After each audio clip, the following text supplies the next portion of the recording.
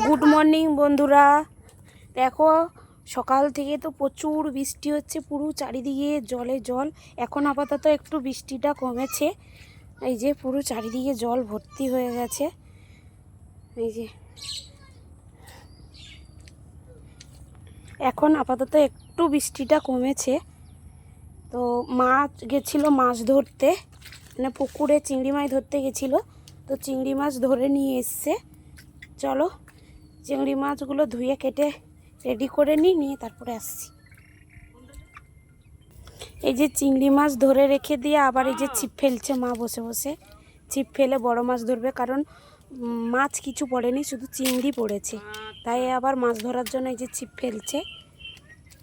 চলো আমি রান্না বসিয়ে দিই, অনেক বেলা হয়ে গেছে। এই যে চিংড়ি মাছ ধুয়ে কেটে ভেজেও নিয়েছি, আর এই দিকে হচ্ছে ঝিঙে আলু সবজি বসিয়ে দিয়েছি।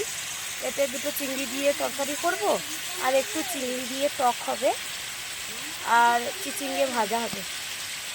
এই যে আমি উনুনে রান্না করছি। আমাদের দেখো দুটো উনুনের মুখ, এই যে ঘুটে কাঠ দিয়ে রান্না বসানো হয়েছে। ওদিকে হচ্ছে গরুর ঘাস সেদ্ধ হচ্ছে, আর এদিকে হচ্ছে আমাদের রান্না হচ্ছে। গ্রামের বাড়িতে তো গ্যাসের জন্য, ওই গ্যাস টুকটাকের জন্য আছে। ওই ধরো একটু চা হলো কি একটু দুধ গরম হলো বা একটু কিছু হলো, তার জন্য। বাকি সব উনুনেই রান্না হয়।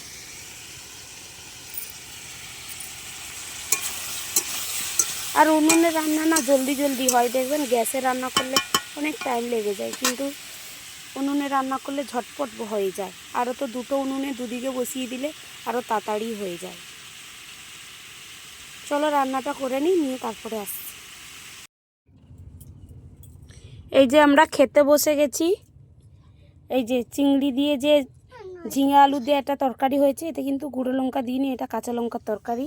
আর এদিকে হচ্ছে মার্সি ডাঁটা চিংড়ি দিয়ে একটা টক হয়েছে, আর এই যে চিচিঙ্গা ভাজা। এই যে খেতে বসে গেছি সবাই মিলে। আর একজন দেখো ভিখারি, চাটা নেই, চাটাই নেই। এপারে এপারে এখানে এসে বসো, তোমার তলা এখানে চলে আসো। খাওয়া শুরু করো মনে, খাওয়া শুরু করো, খাওয়া শুরু করো। এই যে চিংড়ি মাছের কি হয়েছে এটা? হ্যাঁ এটা ঝোল, আর একটা ভাজা। সব কটা ভাত খেতে হবে কিন্তু, ঠিক আছে? আমাদের গুড বাই তো, তুমি একা একা ভাত খাও তো।